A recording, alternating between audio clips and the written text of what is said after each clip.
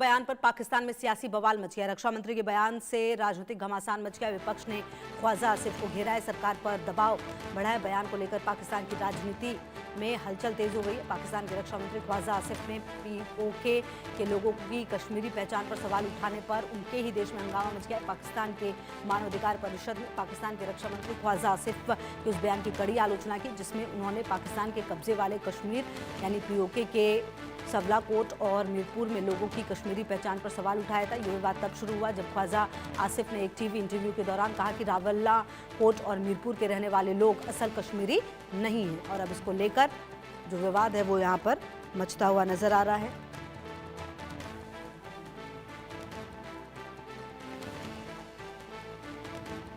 और देखिए, वैसे अगर आप देखें तो ख्वाजा आसिफ मीर ये जो रक्षा मंत्री हैं, ये पहले भी सुर्खियों में रहे हैं और अब इस पूरे मामले में जो बवाल है वो मचता हुआ नजर आ रहा है। सवाल यहां पर इनसे पूछे जा रहे हैं।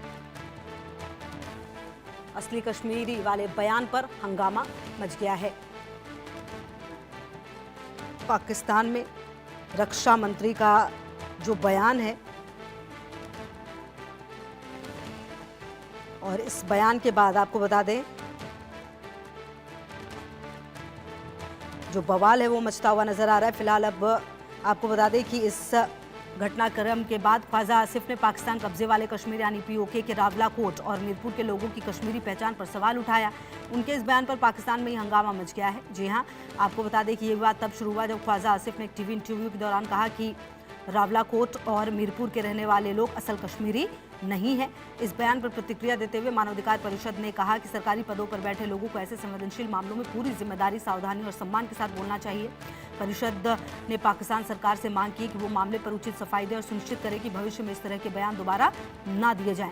उधर पीओके के नेता फैसल मुमताज राठौड़ ने सोशल मीडिया प्लेटफॉर्म एक्स पर रक्षा मंत्री पर तीखा हमला किया। उन्होंने लिखा, जम्मू कश्मीर के लोगों को अपनी पहचान के लिए पाकिस्तान के रक्षा मंत्री ख्वाजा आसिफ या किसी और से प्रमाण की जरूरत नहीं है।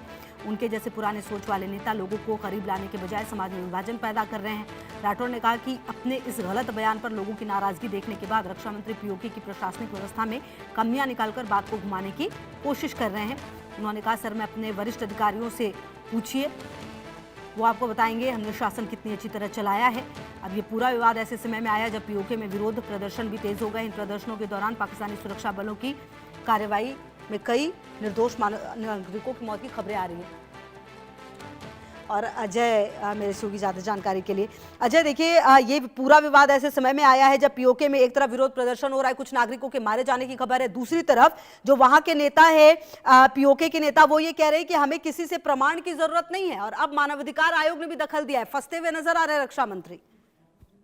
देखिए, बिल्कुल जिस तरीके के हालात पाकिस्तान के कब्जे वाले कश्मीर में है और जिस तरीके से लोगों का विरोध जो है वो चल रहा था, बजाय उस विरोध को सुनने के, उन्हें उनकी मांगों को मानने के, इस तरह की बयानबाजियां जब रक्षा मंत्री वहां के देंगे तो फिर यकीनन कहीं ना कहीं मानवाधिकार जो आयोग है उसको हस्तक्षेप करना पड़ेगा। और खासतौर पे आप देखें, अंतर्राष्ट्रीय मानवाधिकार आयोग के जो लोग हैं उन्होंने अब हस्तक्षेप किया है, तो यकीनन जो लोगों की आवाज वहां से उठ रही है उस आवाज को लेकर कहीं ना कहीं और बल मिलेगा। और लोग देखें, आने वाले दिनों में देखेंगे कि लोग जो है और ज्यादा उग्र प्रदर्शन के लिए आगे होंगे, बेशक उन्हें अपनी जान की कुर्बानी क्यों नहीं देनी पड़ रही। ठीक है, बहुत शुक्रिया आपका इन तमाम जानकारियों के लिए।